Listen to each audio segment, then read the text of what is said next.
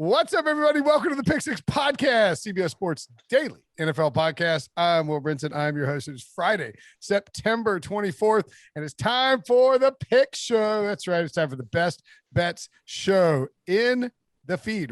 Currently, you can check out the Thursday Night Football recap. If you haven't watched the game yet, you could also, in theory, go listen to the Thursday night gambling preview. I hope we were right. I hope our DFS stuff hit. And maybe I won $1 million and I didn't show up for work today. That's why we record this on Thursday, just in case that happens on Thursday night. We didn't win $1 million in week 2 with our best bets, but we did okay. Joining me to talk about those bets and to look forward to week 3, Pete Prisco and RJ White. What's up, fellas? Did really good in week 2, except for a garbage Steelers team that apparently is terrible. Oh, man, Steelers actually blew the can't lose parlay would have hit if not for the Steelers. And you know who we can blame the Steelers on, Pete? Jamie Eisenberg. Ding, ding, ding, ding, ding. That's right. The start of the week was Ben Roethlisberger. 1 week after causing Raheem Mostert to potentially end Raheem Mostert's career, Jamie jinxed the Steelers and maybe ended Big Ben's career because Big Ben is banged up. And not only jinxed Mostert, his family got threats and stuff. It was terrible. And then Ben, terrible, gets a little banged up, and now who's his start? It's Tyson Williams. Yeah, sorry for your Baltimore. loss. Sorry for your loss, Ravens.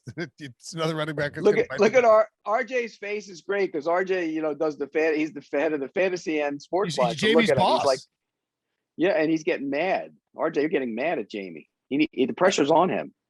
I'm not getting mad. It's just kind of like he gets the injury the first week, and the second week, he didn't end Ben's career. Ben's career was over before you made that pick. So it's like he's the only one that doesn't know it. And then the third pick, he takes a Baltimore running back who God forbid a Baltimore running back gets hurt. We haven't seen that yet this year. Right. So it's like you're kind of hitting layups here. He takes a Baltimore running back against the defense against stop the run. We saw RJ, just from a workflow and office ethics perspective, next, let's say Tyson Williams, his leg shatters in 17 different places this week against the Lions. Will you allow Jamie to pick Patrick Mahomes at the start of the week in week 4, just so he can get a W? Absolutely not. Okay, good. Just making sure. And by the way, let's hope that doesn't happen for Tyson Williams. Let's hope it doesn't happen for Patrick Mahomes. He picks Mahomes. Or anybody. Or anybody. He should have to name himself the start of the week if something bad happens to Tyson Williams. Oh my God. He's going to listen to this and name Prisco the start of the week next week. He tried to name Stafford last week just to mess with me. That's sicko. All right, anyway, let's dive into week 2 records. As we mentioned, we lost the can't lose parlay. It did go 2-3 though. You can tell one is about to pop. RJ went 5-2, scorching. Cowboys win, 49ers win, Raiders, Steelers under, Bears and Panthers all covered. Loses the Steelers, Seattle somehow. That's a tough one. And the Pittsburgh teaser. Ouch. Steelers really killed you. Pete and I both went 4-3. Pete hit the Titans. Wait. I went 5-2, dude. I'm just reading what's in front of me. Did the Texans cover? Yes. Oh, they did cover. That's right. Okay. All right. Yeah, Pete went 5-2. All right. Sorry. And if RJ, you went 5-2 or 4-3? 5-2. All right. So we went. No, RJ lost the teaser too. So actually, I think RJ went 5-3. 5-2. He didn't have a teaser. I had a teaser, but you're reading the 2 legs of the teaser the same. I didn't have Seattle by themselves. I had them as part of the teaser. Gotcha. Okay. But you had the Steelers by themselves? Yes. Okay. And then Seattle Pitt. Okay. All right. Yeah. My bad. Read that wrong. Seahawks should have covered anyway, by the way. I went 4-3. Won the Pittsburgh under, Bills, Pats, Panthers, and lost the Steelers, the Dallas, LA over, and the San Francisco Philly over. So I'm now 8-6, Pete 7-6, RJ 7-7. We are ready to take. Oh, sorry, Pete 8-5. I'm sorry. Come on. Don't take away my victories. They're hard enough to get. So Pete 8-5, I'm 8-6, RJ 7-7. We will all be well north of 500 after another hot week. Let's get started. The Bucs at the Rams. Woo-hoo-hoo. What a game this is. Bucks minus 1.5 after a little bit of late week steam. The over under is 55.5. Tampa has scored 30 plus points in 9 straight games, the second longest streak in NFL history. They are currently tied for second longest with the 06-07 Patriots, quarterbacked by Tom Brady, who actually owns 3 of the 5 longest streaks of 30 plus points scored in a row. The only one longer than the current Buck streak is the 2012 and 2013 Broncos and Peyton Manning, who had 12. Tom Brady also 499 yards away from tying Drew Brees' all-time passing yardage record. Something tells me he won't have more than 498 this week, Pete, because they're going to play the Patriots in New England next week. Do you think that the 30 plus point streak continues against the Rams? Yes, I do. But here's my concern. And I'm concerned about it, but I'm not, because I know Bruce Arians. Ideally, you should go there and pound the Rams and run it. But that's not what they do. That's not what Bruce Arians does. So I think they're just going to be who they are, which is to throw the football around. And I'm a little concerned about the way the Bucs defense has played. I know they had 2 pick sixes last week, and they're a little dinged up in the secondary, and that's starting to show. So I think the Rams are going to score points. I think Tampa Bay will win the game. So I'll take Tampa Bay as one of my best bets. I mean, I'll take the over as one of my best bets, but I think Tampa Bay wins the game. The Rams D isn't their usual dominant self. Indy got into Rams territory on 7 of their first 8 drives. That's not great going against a guy with 9 passing touchdowns who's about to break the record that Brinson was talking about. The Rams offense will likely be able to score points too. Henderson injury should help them by making them air it out more. You don't want to run it against Tampa anyway. Since this look ahead had LA favored by for some reason, you get pretty nice value now that it's moved to the Buccaneers past that 1 number, teasing it up. So I'm going to tease the Rams up to plus 7.5. That'll be the first leg of my teaser. And we're going to get to the second team here in a second. I like that move. And so I take it that you don't necessarily love the Rams. You just think this is going to be a close game and you want a team within 7.5 points, right? Yeah, I like the Tampa on the opening line for sure, but I had it like at 1.5 too. So now that it's in that range, I'm not like thrilled to take Tampa. I still would lean that way. But I think there's a lot more value just teasing it up because there's a few good teaser games, but there's one in particular I like we'll get to in a second. Just out of curiosity, and I know that this is not helpful to listeners, but I do think it's you could always tweet it out after the recording or during the recording. If this show were being recorded on Wednesday for a Thursday release, would you have included as the second team in that teaser the Carolina Panthers, or would you still go in the same direction you're going? Probably the same direction I'm going. I like Carolina against the spread anyway. I gave that out early in the week at minus 7.5 for Sports Science subscribers. So it's moved up. It moved up. Now we're on game day as we're recording. I don't think it's going to go back down. So I just play that straight. I don't think there's a way I don't have to worry about Houston covering in that one. Not with that quarterback. I hope. Sounds good. Yeah, we hope you're correct in your post game prediction. That game did fly up. Holy moly. At any rate, if you want to get RJ's picks, all of them released on Sportsline, go to sportsline.com/join, use promo code EDGE, EDGE, or promo code WHITE, with the color white, and you will get your first month for $1. I have the Bucks as a best bet, and I realize that the 1.5 is not ideal. I'd obviously much rather have it as a pick or be getting a point, but I just think Tampa's I'm not sure anybody's adjusted to just how good Tampa is. And I agree with Pete. The defense is not as good as we thought, but man, Tom Brady is feeling it on offense and they're going to sling it around. I love the Rams. I could see this game going over for sure. It's just a lot of points. I will take the Buccaneers to go into LA and come away with a win. The WFTs, the Washington football team, is at the Buffalo Bills. The Bills defense playing a lot better than it did last year. It seems like it's regressing to the norm. They've only allowed 234 yards per game, their fewest in the first 2 weeks since 2005. Bills minus 7.5, over under 45.5 here, Pete. Yeah, they faced the Steelers' juggernaut of an offense and Miami's wonderful offense without their quarterback. Look, I like Buffalo. You guys know how I feel about the Bills. I think they're going to win the whole thing. This is going to be a tough spot for them. And the reason it's going to be a tough spot because that Washington defense has not played close to being as good as it should be. And something's not right. Chase Young hasn't played as close to being as good as he should be. And I think that'll change here. I think they're going to keep the game close. I think Buffalo wins the game. But if you're going to give me more than a touchdown, I'm going to take it. So I'll take the Washington football team plus the 7.5. And I think Heineke will do enough to keep that defense a little bit honest. So I'll take the 7.5. Buffalo defense looks like what we thought Washington's defense looks like. And AJ Epinesa looks like Chase Young right now. He's just playing out of his mind. So we'll see if that continues. I do agree that Washington's defense is due for a course correction, but Buffalo's offense has regressed a little bit too. And that defense is covering it up. I think it has a better chance of being a defensive battle than a shootout. I think is the way I would look. But the play I'm making is to throw it in the teaser and tease it down because I'm worried, like Pete said, about them covering that big number. So I like Buffalo -1.5 is the second leg of my teaser with Rams +7.5. Okay. Like that. I've got, sorry, go ahead, Pete. No, I said I like that. I like that. Yeah, I do That's too. a good teaser. This is there's a man, RJ. How many teaser legs do you count out on the slate this week? It feels like, as we mentioned, Carolina, of course, on Thursday, Buffalo, KC. Just in terms of like teams that you think could probably maybe even you could even include the Broncos maybe at 11. I don't know if The Browns is a good one at 7. They opened, there were 9 on the look ahead and it's come down now that Fields is a quarterback, which is a little bit weird to me. We'll talk about it in a little bit. Ravens, everybody's going to put the Ravens in. I would hesitate that a road team coming off an emotional spot. We'll talk about that game in a bit, but at -8 right now, I mean, everybody's going to want to tease the Ravens and I would hold off of that, but Cardinals will be there. Cardinals are at 7.5 against Jacksonville. People want to get them down because Jacksonville looks terrible. I mean, there's a reason they call them teasers. Like, don't get me wrong, they can hit, but when everybody, I mean, I joked on HQ the other day, like Robbie popped in the office. He's like, "Hey, Dad, I'm thinking about doing a Panthers Cardinals teaser. Is that the like when everybody's teasing the Panthers and the Cardinals together and they're on the road and it's a little fishy." Wait. Roll it back a second. So you've made your son a degenerate already?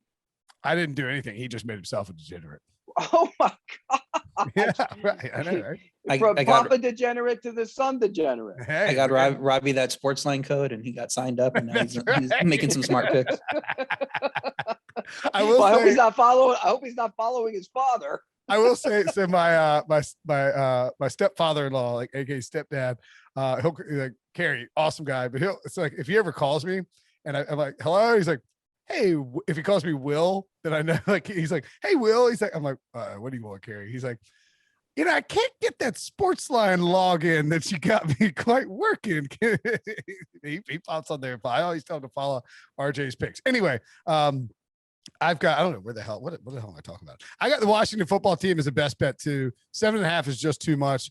This offense is actually, I mean, I think better than people think with Taylor Heineke. In fact, he holds a record for most completions through 3 starts in NFL history. Broke Joe Burrow's record with 93. It's a tough matchup. I don't foresee Sean McDermott's team blowing out Ron Rivera's team. I just think it ends up being within 1 score. So I will take Washington as a best bet. Chargers. By the way, if we're talking about a potential pick for the parlay, I also like the under in the game, and I'm sure you do too, Will. Oh, yeah. RJ? Because RJ liked that too. Yeah, I didn't make it a best bet, but yeah, that would be the way I'm leaning. If I don't like the spread either way, but under would be the way I lean. Let's throw in the parlay. I love the under here. Okay. I don't think we'll see a bunch of scoring. All right. So nobody's got it as a best bet, but I like it. Good call, Pete. Chargers at the Chiefs. Chiefs -6.5. The over under 54.5. The Chiefs have won 12 of 14 meetings with the Chargers. The Chargers won the last one in week 17 when Mahomes, I think, only played a quarter or something like that. Maybe Kelsey might have even played. They have not won 2 straight against the Chiefs since 2003. Mahomes has won 7 straight home games and 14 of 15 home games, while Justin Herbert has won 3 straight road games. Which trend snaps here, Pete? Well, the Chiefs are going to win the game. I just think the Chargers are going to hang around. We've seen that, and I know it's a different defense, and it's different. But Gus Bradley always had a nice zone defense to keep Mahomes and force them to be patient, and I think they're going to do that as well here and force them to be a little patient. And he doesn't like it, and he'll hit his shots. And they'll get, this game will get loose at some point. I predict that. I do like the over. I think the over is a great play here. I know most people will lean to the under, but I'm going with the over. And I also think that the Chargers are going to hang around. You're going to give me almost a touchdown with Herbert being able to expose what I think is an average defense at best. I think there's going to be opportunities for him to make some plays. So I'll take the Chargers as one of my best bets, and I also like the over as one of my best bets.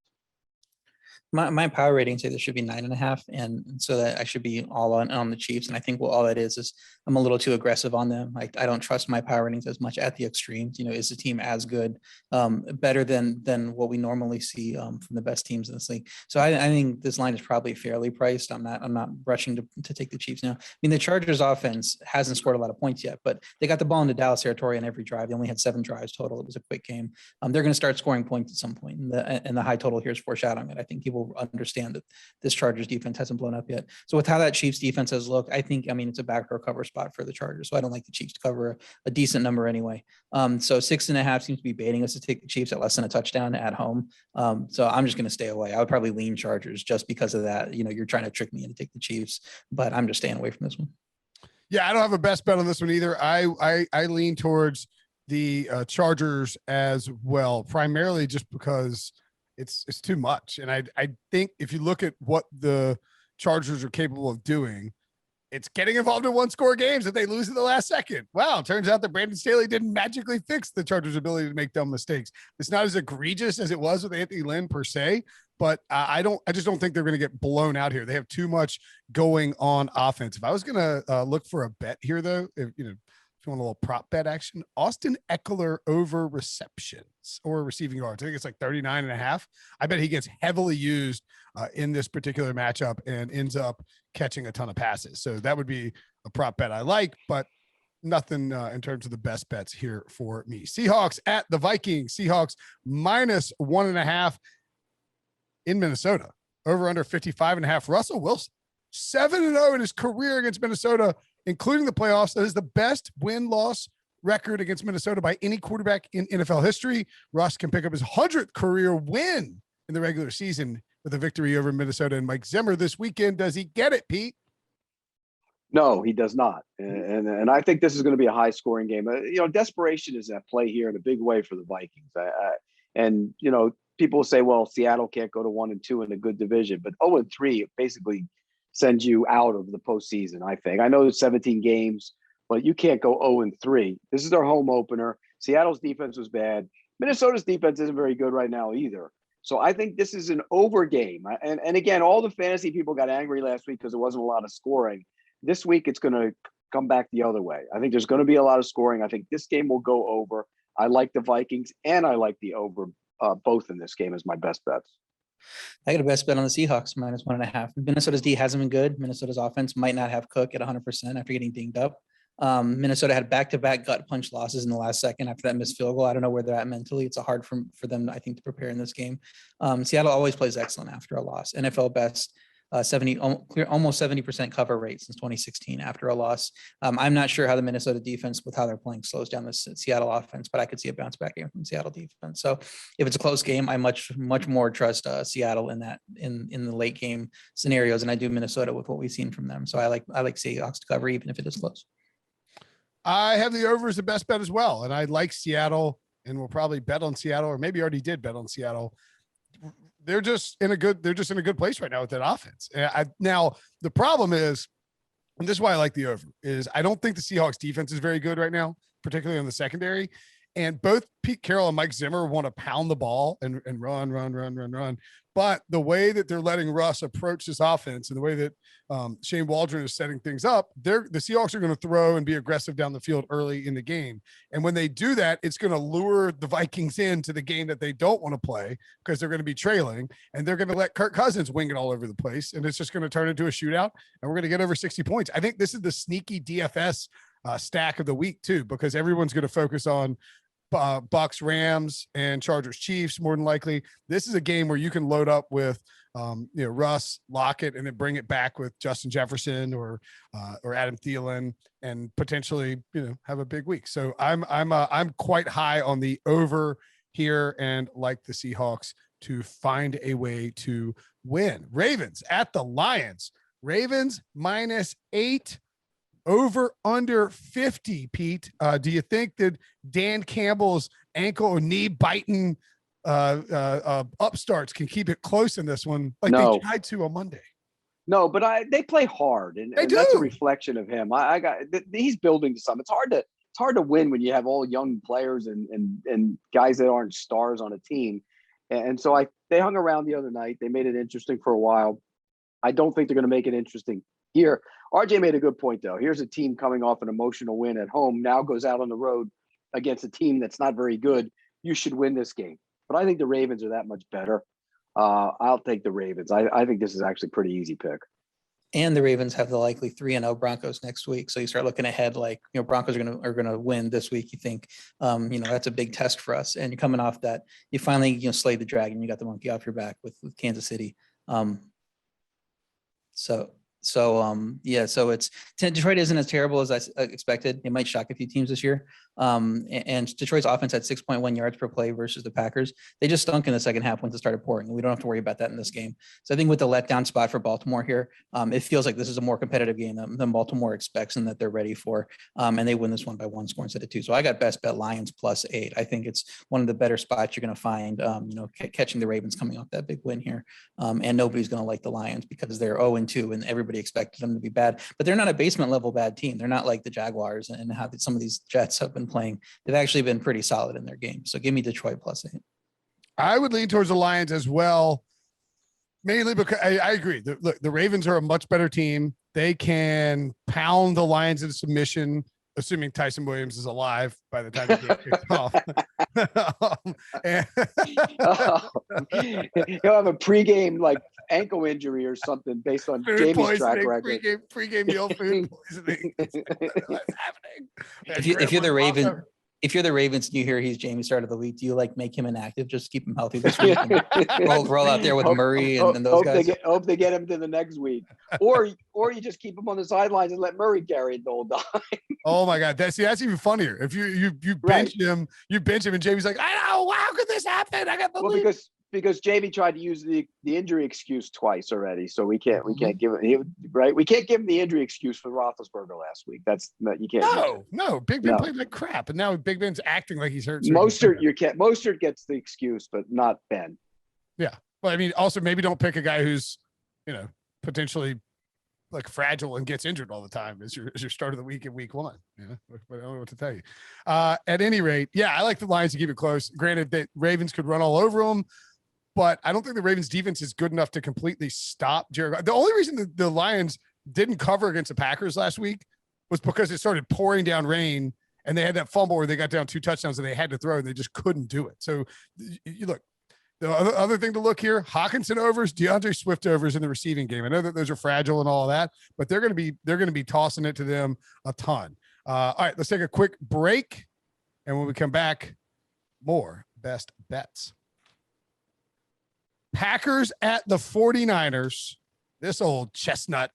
Look, man, it hadn't been a good run for Matt LaFleur against his old pal, Kyle Shanahan. The 49ers have embarrassed the Packers on multiple occasions, and they are favored at home -3.5 over under 49.5. Pete, I can't remember. Did you pick the Packers to go to the Super Bowl? No, Tampa Bay. Oh, Bucks Bills. Okay. Yeah, I didn't want to get caught. I still like the Packers, and I think we saw the Packers team that we're going to see going forward. I'm still concerned about that defense, though. I mean, I just think when you look at the defense, Goff and that group did some good things early in that game, and you mentioned the rain kind of slowed them down a little bit. So we know what the 49ers are going to do. They're going to try and pound the football at them. Whoever plays running back, they've done it time and again against Green Bay. I think that's their secret to beating them. But I think this time around, the Packers will show up and play better in the run game. And I think Rodgers seemed to be getting back into what he should be doing last week. They were lifeless in week 1. They won't be lifeless here. I think the Niners will win the game, but I think it's going to be really, really close. And therefore, I'll take the Packers. I got a best bet Packers. I do worry that the Packers offensive line will have trouble against the San Francisco pass rush because they haven't looked great in the early going, but I move Green Bay power rating down 1 as the defense doesn't look great, like Pete was saying, and those offensive line I'm going to have issues. I moved San Francisco up 1, though their offense wasn't great last week, and I still couldn't get this line to 49ers -3.5. So I see value with Green Bay here. Rodgers has an 18-2 touchdown to interception ratio against this team and the one that snubbed him in the draft. So, he takes these games personal. He shouldn't be catching this many points against a San Francisco team that struggled to put up points against two presumed basement teams, or struggled to put away two presumed basement teams the last couple of weeks. Because I know the Eagles are better than we thought, but everybody had those two teams in the basement on their divisions, and they haven't put them away. So Packers are a much better, jump in competition here, and I like their chances to win this game. 3.5 is too much. It's going to get down to 3, so get it at 3.5. Yeah, if it gets down to 3, then I really like the 49ers. I was leaning Packers for a while, and then last night as I was doing my picks, I decided that I like the 49ers here, and so I'm going 49ers. I don't really have a bet on it. Certainly not a best bet on it. That is the Sunday night game, so we'll probably squeeze something in. But I agree with you guys. 3.5, probably take the Packers. At 3, would stay away and take the 49ers. Just something about it stinks. Eagles at Cowboys, Monday Night Football. Cowboys minus 3.5, over under 51.5. Finally, a standalone game for Debo's guy, Jalen Hurts. Pete, are you excited about what Nick Sirianni is cooking up, or did week 2 temper your expectations for the Eagles this year? Well, I didn't like going for that gimmick play on 4th and goal from the 2. It kind of said they were dominating that game up until that point. And then they go down and get a touchdown. And so I didn't like that call. I would have kicked the field goal, made it 6. But Hurts is doing some good things. I think defensively they've done some good things. And Dallas played a really impressive game last week. Not so much offensively, but considering the guys were down on defense, and they impressed me last week. But I think Cowboys will win the game, but I think that's too many. I'll take the Eagles plus the points. Dallas D has been better than expected. I agree. 2 weeks in a row now. They even though they gave up those points to the Bucs, I think they played better than anybody thought they would these 2 weeks. Philadelphia defense losing Brandon Graham is a problem, and I'm not sure the offense is as good as we saw in that first week. Hurts was just 12 of 23 last week, had about half his yards on one big play, so it's not like he was consistently putting together stuff against it was a pretty good defense, and as the Cowboys seem to be emerging defensively, I would lean to the under here. Just thinking that Hurts might not have the firepower to put up a big point total with that Dallas defense playing well. And I would lean to the Cowboys. I think it's probably a point too light, but I don't love it because prime time and who knows what their injuries, how the pass rush is going to come out. But that's kind of where I'm leaning it, but mostly it's just a stay away from me. I would take the Eagles. I think if I'm taking anything here, I just don't think, I know that Dallas's defense does look better, and Micah Parsons moving from linebacker to defensive end in the middle of the game. Doing it as a rookie is really, really impressive. However, I am not that convinced that Dallas's defense is that good. I will take the Eagles in a primetime spot against a divisional opponent, catching more than a field goal, because I think they can find a way to at least, like worst case, storm through the back door. I lost my place. Bears at Browns. Browns. Battleship Galactica. Bears at Browns. Browns -7, over under 45.5. Justin Fields set to make his first start, but Andy Dalton still the starter when healthy. This is what Matt Nagy's tombstone is going to read. Pete, how do you think Fields will fare against what has been a surprisingly impressive Browns defense 2 weeks into the season? Well, when you look at it, I think Fields did some good things. There were some drop passes last week. Mooney dropped one. I think Robinson dropped one. When he got in there, the numbers would have been better. And the interception was awful. That's just a sophomoric, or I should say rookie play. It wasn't very good. So I think there's going to be ups and downs. I think they're going to get a little creative in this game, get him running a little bit more, get him outside the pocket. He did run, for 30 yards or whatever last week. I think they'll do some good things with him. But again, he's a rookie quarterback making his first start on the road against a team that some people had in the Super Bowl. So I think it's a bad situation for him. I'll take the Browns minus the points. I don't love it though, but I would take the Browns minus the points. I do love it. I got Browns -7. Look at headline was Browns -9.5. Why would the gap close 2.5 points with Fields' performance last week? Perception, RJ. Perception, you know that. It's kind of ridiculous. Like it's not like the Browns are playing terribly, so it's not like they would be the one to bring it forward. Isn't Cleveland around as good as the Rams? And the Rams were bigger favorites against Chicago in week 1 and easily covered that game. So Chicago is not going to get the turnovers out of Mayfield they got from Burrow to win last week. Cleveland looked sleepy versus Houston. They got it together in the second half. That Chicago offense looked bad against Cincy, even though they had those drops. I do agree. So yeah, it just looks like with the level of competition here, the level of talent on the Browns roster, they should be bigger favorites in this against a rookie making his first start on the road. So yeah, lay the points with Cleveland. If you can tease it if you feel really worried about it, but I like Cleveland here.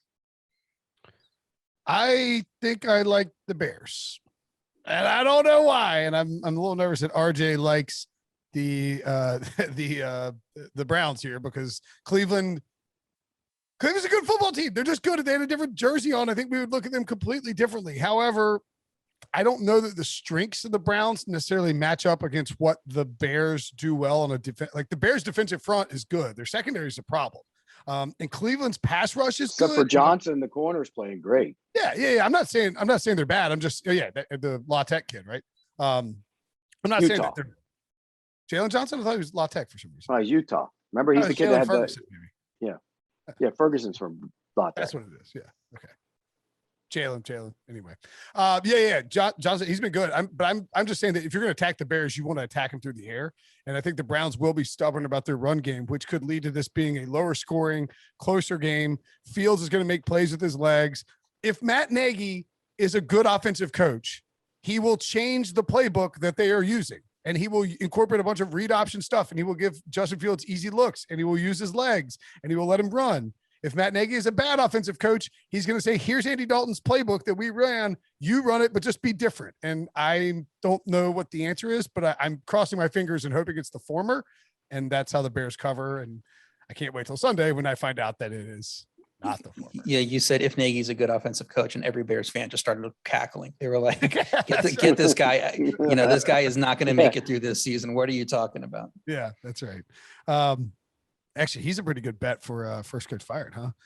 The Saints at the Patriots. Patriots -3 over under 42. Boy, did the Saints bandwagon come crashing down. What a wild Jekyll and Hyde 2 weeks for them, Pete. First, they slaughter the Packers 38-3, and then they barely score against the Panthers. Which is the real Saints here, and what do you expect from them? Third straight road game in New England. Losing your center really showed up last week. Oh my God. They couldn't block them. They couldn't make the right calls. They could not protect the quarterback, and they did not play well on offense. And so I think, now that he's in maybe for a week, he'll settle in a little bit better. But, Belichick's going to watch that tape, and they showed so many different looks. I mean, the mug blitzes they kept throwing at him, they couldn't handle him. I think they'll come after him a little bit. And, Jameis doesn't move that well. So Mac Jones has done some good things. Nothing great. He's only thrown one touchdown pass, but he's managed the game, and I think they'll allow him to do it here. This situation with New Orleans might be catching up to him. I mean, you're displaced because of the hurricane.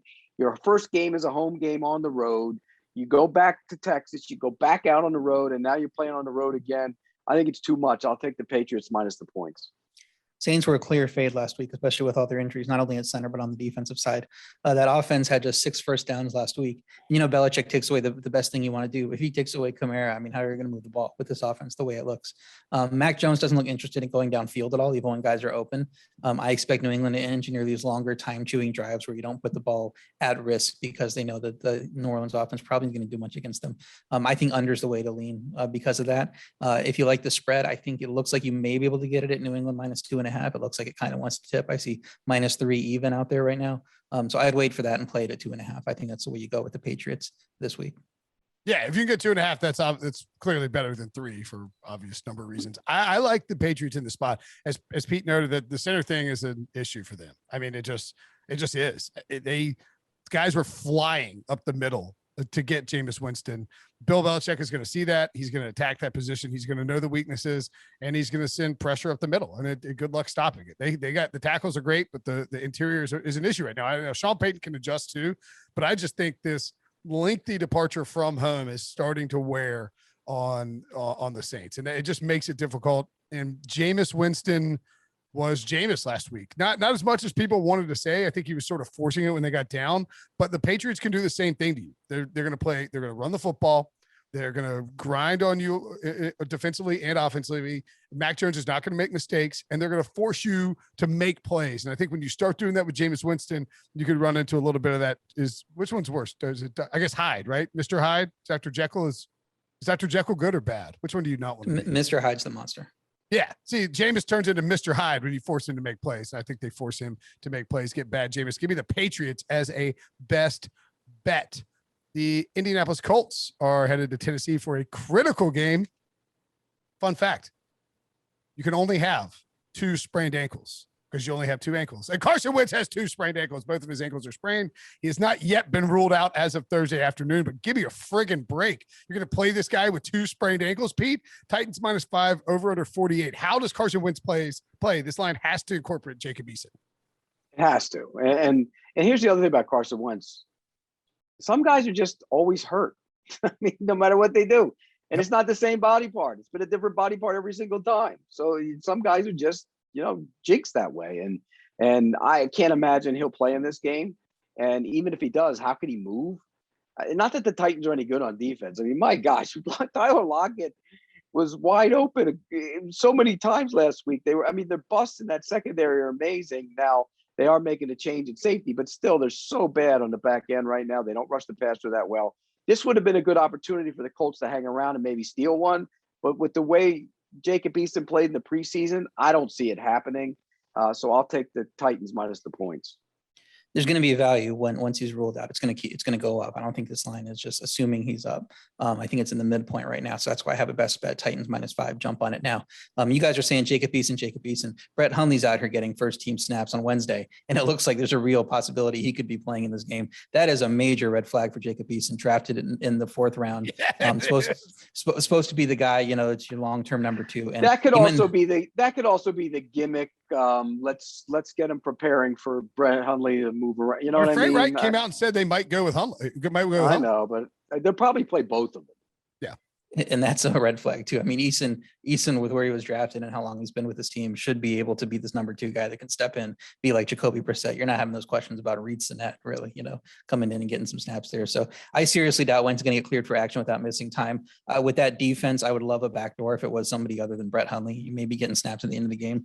And Eason, who, is just not very accurate right now. So I think there's value jumping on Tennessee now. I think they run away with it and there's no backdoor here. So best bet on the Titans. I got a best bet on the Titans as well. It has moved to 5.5 in some spots. As RJ says, I got to get it now.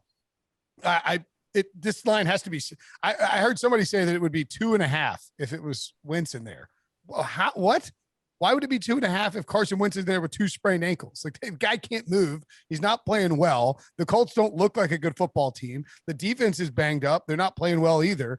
And the Titans, I believe, wanted to save Derrick Henry until later in the season to try and keep that wear and tear off of him. But they saw what happened in the 4th quarter against Seattle. You let Derrick Henry loose and he runs all over people. This game is enormous for the AFC South rights. We know the Texans suck. The Jaguars clearly are a terrible football team, and the Colts are a wounded duck. The Titans are very lucky not to be 0-2, but they are 1-1 with a chance to go to 2-1 with a huge home victory over their theoretical only competition for that division title. You don't worry about Derrick Henry's wear and tear. You roll him out there for 30 plus carries. You let him pound the Colts, and you force Jacob Eason to press or set Brett Hundley to press and to try and come back. And then you let your defense do the work and you run away with this by 3 touchdowns. I love the Titans in this game. It's pretty amazing when you think about it, how close the Titans are to be flailing and in big trouble. If Carson Wentz is actually healthy and playing in this game and they don't rally against the Seahawks, they could be staring 0-3 in the face with 2 home losses. The Texans would be in first place 2 weeks into the season. It's amazing. It really is. The Colts defense is 32nd in adjusted line yards. It's not something you like to see when you're going against Derrick Henry. So it'll be a big game for him if they decide to lean on him, like you're saying. I expect big things from Derrick Henry. I got the Titans as a best bet. The Dolphins at the Raiders. So the Titans, 4. By the way, in the parlay, throw them in. I didn't have this best bet, but we all have them. Okay, Titans in the parlay along with the Vikings. Washington Bills under. I lost my place again. Dolphins at the Raiders. I'm all over the place today. Raiders -4. The line jumped up a little bit on the news but not a lot. Didn't move that much on the news that Tua Tagovailoa will be out and Jacoby Brissett will be starting for the Dolphins. The over under 45. Raiders -4. Are you buying the Derek Carr Kool-Aid, Pete? I think you shut up finally about Henry Ruggs on our Twitter, on our text chain. Jerry Rice Ruggs. Yeah. He finally stopped about that. Look, the Raiders playing good football, and I got to give him credit. Derek Carr's playing really good MVP-like football, and the defensive line is a problem. The Miami offensive line was so bad last week. And now Brissett held the ball at times, but they were awful. I mean, just the play across Tua the got board. hurt. Epinesa wasn't even blocked. I mean, no, they didn't pick up any calls. It was just bad across the board. So for that reason, I don't love this game because of the emotion of beating Pittsburgh and coming home and what they put into week one. But I'll take the Raiders minus the 4 here. Yeah, you said, barely moved when Tua was ruled out. I think the expectation was he wasn't going to play. I think it moved because Carr was ruled in. They made it sound like he might not play. Earlier in the week, there was a chance he missed it, and now it sounds like he's good to go. So with him seeming like to go, it seems like this line might pick up, and keep on going up a little bit as people pile on with Brissett under there. I'm not sure there's a ton of drop off from Tua to Brissett in overall quality, but their games are pretty different stylistically. Tua gets the ball out quickly, as Pete said.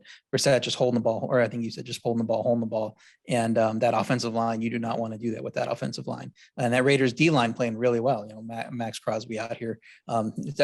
Definitely isn't the number 4 overall pick, Cleveland Farrell, but they're getting again after it with that defensive line. And I think they're going to do that in this game.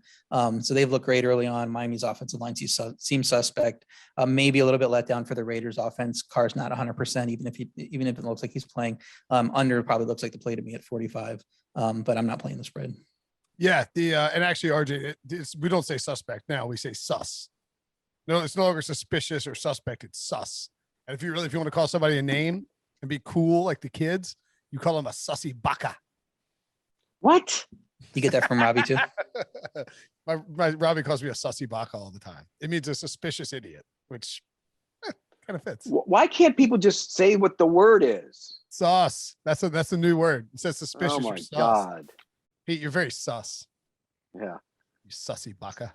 And if somebody said that to me, I say, what the hell does that mean? And when they tell me, you punch them in the teeth. Just like a baka. Such a sussy baka. I actually do like the under, and I had the under as a best bet. Even if Josh Jacobs, there's something wrong with him. I don't really know, but I think the Raiders are going to try and run it. They'll take a couple of shots. The Dolphins are going to be hyper conservative here with Jacoby Brissett. They don't want to try and open up this offense and can't open up this offense with that sussy baka offensive line that they got going over there. So give me the under in a low scoring slog fest that, I don't think it'll expose Derek Carr a little bit more than he's been so far this year, but I think the Raiders will be pretty conservative in this one as well. Cardinals -7 at the Jaguars, over under 52. If the Jaguars, as 7-point underdogs at home, were to lose this game, it would be the most losses in a season for an Urban Meyer coach team since 2010 at Florida, when he went 8-5 and walked away with health issues. Just pointing it out, Pete. Well, there'll also be their 18th straight loss. Yeah, they're closing in on that record, and I think they have a legitimate chance to get it. They're bad right now, and the defense played a little bit better last week, and the kicker stunk. They might have been able one-score game late. The problem is there's no speed on offense, 0. And so you don't have to worry about them going by you. So everybody plays them. They played a little zone defense, and he didn't have a chance last week because he was just sitting in there and he didn't check it down. He tried to force some throws. I think the biggest problem is design of offense, bad, no speed, bad. And that puts a lot of pressure on Lawrence to make plays. He's not good enough yet. The Cardinals were bad on defense last week, though. That was a disappointment to me. I thought they were dominant the week before. Terrible last week. That'll change in this one. Lay the points. I'll take Arizona. Jacksonville's offense was awful in week 1. They were better last week. They had a great first drive, and then they were terrible after that. So they're getting better drive after doing one drive at a time. Maybe they'll have 2 good drives here. Combine that with a terrible defense. You can't play them. It should be the way we're looking based on the value of the line and the power ratings, but I have no interest in playing on Jacksonville right now. But I have no value in laying more than a touchdown on the road with a team that just gave up 33 points. Like you said, the disappointing defensive performance. Over under here is 52. May as well make that the Arizona team total because they might score 52 in this game against that defense. If you're going to play it, you're looking over. I'm just going to lean to the over and hope that Jacksonville offense improves a little bit if you do play it. But, there is a chance they throw, 7 or 10 points in any matchup. Here's a surprising stat. I think I saw this right, that Jaguars are third in the league in pressures, and they stink rushing and they haven't turned the ball over. Wait, they're third in the league in terms of being pressured or pressuring? No, pressuring. Oh, they've generated the third most pressures and haven't created a turnover? Correct. That's hard to do. They dropped a couple, but they haven't had any. Interesting. Man, I love it when RJ's got these leans that he doesn't want to grab onto, and they also happen to be my best bets. That's a good feeling. I like the over here, and you're right. Arizona can name their number. This game is sus as hell, by the way. That like every one of their brothers is teasing the Cardinals down. That's a little bit concerning to me. I think you can attack the Cardinals secondary. And I know that Jacksonville's offense isn't very good, but every week they stink for a little while and then get some deep shots down the field. And they're going to do that against Arizona. They'll get their 14 points, maybe 17, maybe even 21. Arizona's going to put up 30 in this game. And this game is going to fly over because the Cardinals are just cooking right now. Maybe it slows down a little bit if Cliff Kingsbury gets in his own way, but with what Kyler Murray's doing and the plays he's making, as long as he's healthy and his shoulder is fine, because that's what hurt him last year, Arizona's going to put up numbers. And I think this could be a big week for rookie wide receiver Rondell Moore, who's seen a ton of usage so far. This is clearly a better offense without Larry Fitzgerald out there, by the way. Yeah, I was going to say, the offensive rookie of the year race. They're coming in. You expect it's going to be one of the quarterbacks, but now Fields is getting on the field. But Lawrence definitely doesn't look like a guy you're going to vote for. Mac Jones is getting wins, but he's not getting stats. The sleeper, the guy that if it wasn't going to be one of the quarterbacks, it was Najee Harris. That offensive line is bad, and it doesn't look like he's going to put up numbers. So you might go and start digging deeper, looking for a sleeper to back. And Rondell Moore's looked great through 2 weeks, and that offense is going to put up points. So if he ends up with 1,200 yards, 10 touchdowns, I mean, that number I think is in play. And he might be in the race here late in the season. Rondell Moore, the scouts missed on him.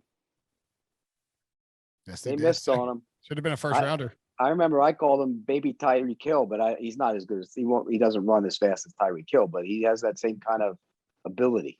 That's short, like twitchy. Yeah, he's a great athlete too. Yeah. And part of it is the offense you get. And I mean, you throw him on the Jets right now. I don't think he's going to put up big numbers, but it's kind of, he lucked out getting the throw there in that offense with Kyler Murray and having an awesome number one to play alongside.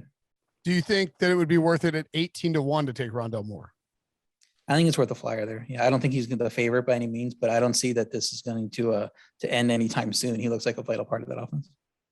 Our buddy Nick Costas, I was on his show last night and he asked me, Micah Parsons and Patrick Surtain are the favorites for defensive rookie of the year. He asked me a maybe down the road guy. J.C. Horn is playing really good football right now, and you could get good value on him. I think he was like 15-1, isn't that what it was, or something like that? I'm going to look it up for you. By the way, oh my goodness, Caesars, Rondell Moore, offensive rookie of the year, 30-1.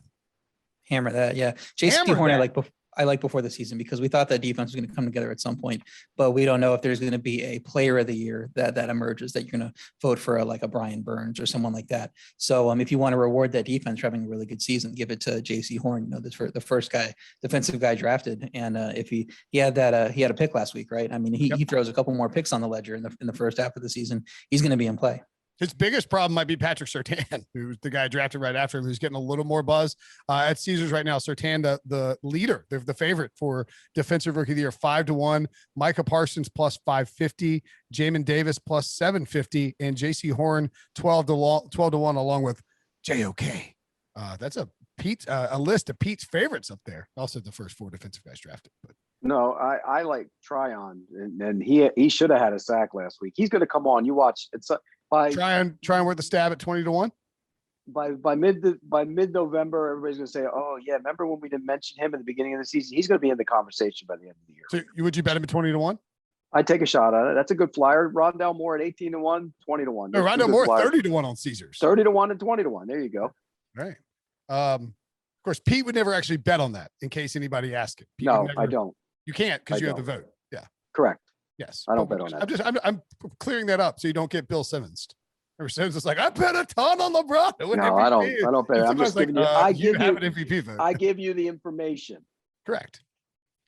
And if you're worried about like Pete, being a little insider to help Brinson, and giving him some inside information and then putting a vote one way, you clearly haven't listened to this podcast enough. He's never going to help Brinson with it. That's right. If Pete found out I had like a big future on Rondell Moore, he'd vote for like Michael Carter.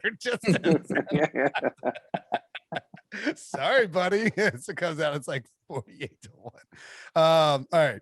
Couple more games left on the docket, and we do need one more for the parlay, I believe. Bengals at Steelers. Steelers minus. What do we want to take the over in the Jags Cards game for the parlay? Without knowing the weather, I'm a little suspect. Being outdoors, Arizona, traveling east, playing an outdoor game.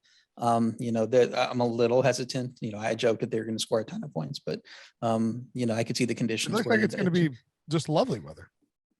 Okay, well then it's also Florida. Yeah, that's true.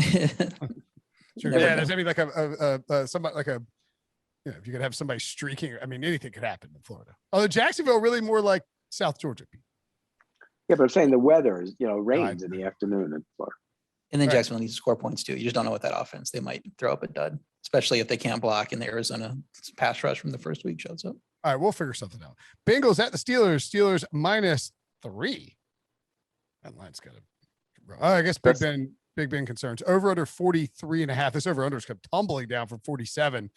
Pete, do you think your Cincinnati Bengals? By the way, are you aware that the Bengals fan who raised all that money for charity and then got outbid by our buddy in London there? He showed me the reason this whole chatter got started is because he showed me this list. He's like, "You're on the list now." It's like enemies of the state. There's like me and like there's like 10 other people. I saw it. Then there's like friends of the program. It's like John Breach, Pete Prisco. So you're a friend of the program. What do you think? Well, because those guys try to put words in my mouth saying that I said that Joe Burrow would win 2 Super Bowls in 10 years. I said on draft night, I said 1 in 10. Well, now it's going to be 1 in 9 because I still think they're going to get to that point. This team isn't going to win anything this year. And this is a tough game for them. You play back-to-back road games. It's always tough to do. You're inside the division against a team who looked awful last week. I think the Steelers regroup here. I don't love this game because I don't love that Steelers offense. So I'll take the Steelers minus the points because I just don't love but I don't love the game either way. Yeah, I gave this out on Sportsline at Bengals +4.5 before the move because it's just with all the Steelers injuries, you felt like it had to move down at some point. Since he could be 2-0 if not for that string of picks against Chicago. They were down in that game, but their offense finally got going after that. If you get that offensive boost, even a little bit, they were going to beat Chicago because Chicago was bad in that game. The defenses look strong so far for Cincy. It's bad news for a sputtering Pittsburgh offense that even when everybody was healthy didn't look very good, especially with that offensive line. Pittsburgh dealing with a bunch of injuries, both sides of the ball. Don't think you can make them more than 3-point favorites against any non-basement team. Make them -3 against Jacksonville, but Cincy has played better than that. Jumped on this one, like I said, at +4.5. It's at +3. It's a stay away. I would still lean Cincy, but I don't think there's as much value here now. I think I picked Cincy to win outright and obviously to cover for CBS. It could be, I just think it's, but the Steelers kind of own the Bengals and the Browns, and I get it, but I think it's this Pittsburgh is the two. So Pittsburgh's passing offense and Pittsburgh's defensive line were where they're hanging their hat because their offensive line and their run game were bad and their secondary is questionable. And now every one of the defensive line is banged up and JJ Watt has a groin injury. You saw what happened to that defense when he went off. It is a problem, bit of a Jenga piece on that side of the ball. And then Big Ben, look, the dude had 600 something passing attempts last year. If you look at Ben's history of 600 plus passing attempts, when he does it the next year, he tends to get hurt. And we saw his arm fall off 2 years ago. So I'm concerned about this injury and I'm concerned about the Steelers offense. I think since he pulls off an upset in Pittsburgh, but I'll take the under as my best bet because this is a low scoring stinker of a game, a quintessential AFC North slugfest. But I'll take Cincy to win. But I would prefer the 4.5. I don't want to take the 3. Jets at Broncos. Speaking of stinkers, Broncos, Teddy Bridgewater -10.5, over under 41.5. Pete, what a line that is. You know how RJ talked about the Jaguars? That's how I'm going to talk about the Jets too. I wouldn't take them in this spot ever. I think this is the Broncos home opener. The defense is really good. It's going to be a long day for Zach Wilson. And so I'll take Denver minus the points. I hate laying points like that, but I'm not taking the Jets in that points. Yeah, Jets offense looks horrific. Can't trust Zach Wilson right now against any good defense, and that's not great because he faces up their quality defense in a row to start the year. So Denver offense didn't exactly roll against that awful Jacksonville defense, though, and the Jets defense hasn't been nearly as bad as the offense. So I expect this a super low number here of 41.5. I expect it to go under that.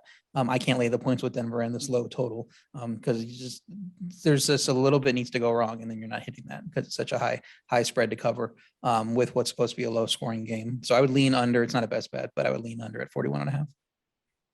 Yeah. I mean, you can't, the Broncos are going to be a really popular survivor pick this week, and understandably. I mean, just go against the Jets. The home opener thing is huge. And this is also early in the season. You're talking about a bunch of young players, inexperienced guys who are going to go to Denver for the first time, probably most of them for the first time in terms of these Jets players. And Mile High, man, ain't no joke, especially early in the season. I think you see these guys, the Jets suck. What are they? They don't do anything well. They're not good at any level of the football of their football team. I would agree that the under would be where I would look because I don't really want to lay 10.5 and you get some garbage, coming through at the last second. I think it's just a stay away, but certainly I'll be using Denver as one of my survivor picks along with the Panthers. Hope that doesn't backfire in my face. And finally, Falcons at the Giants. Daniel Jones, Danny Dimes, who actually played his best game of the year, maybe last Thursday, is a 3-point favorite over under 47.5, Pete. I'm not taking the Falcons in this spot. I just can't. That's a bad football team, and things that they got the 28-25 last week, and then anything that could happen went wrong. That's just who they are. I think it's going to be one of those years where they're going to have a hard time winning games. The Giants showed me something a little bit against Washington. Probably should have won that game. And you mentioned it. Danny Jones played good. So I'll take the Giants -3. I don't love it, but I'll take it. I had the Falcons last week in both contests, the Super Contest and the Circus Sports Million. And because I thought it was going to be a close game that they could score points. And that's exactly what it was. Then Matt Ryan throws multiple pick sixes out of nowhere and they don't come close to covering. And so I'm like, done with this team now. Giants are a favorite and with how they played, how could you do that? But I mean, this is a defense the Giants should have no problem scoring points on after putting up 29 last week. Atlanta's featuring Cordarrelle Patterson too much. I mean, that should tell you Arthur Smith doesn't know what he's doing at this point. If that's your game plan, is let's throw Cordarrelle Patterson out there as our key running back. He looks pretty good. And let's throw him the ball some. I mean, yeah, but he's got a touchdown, but what do you have, like 7 carries for 11 yards or some crazy? So it's like, you need a running back, if you want to play some Derrick Henry type of football, you got to go get a running back. So I have a low home field rating for the Giants. Otherwise, I'd like this pick more at 3. I'd lay it if it gets down to 2.5. But my lean is to the Giants. I know we're looking for another parlay team. I would parlay either the Giants at -3 or the Patriots at -3. The only reason I didn't put either one in as a best bet is because I think it could come down a little bit, and I would take it there instead. I don't love this game. I don't see how you can.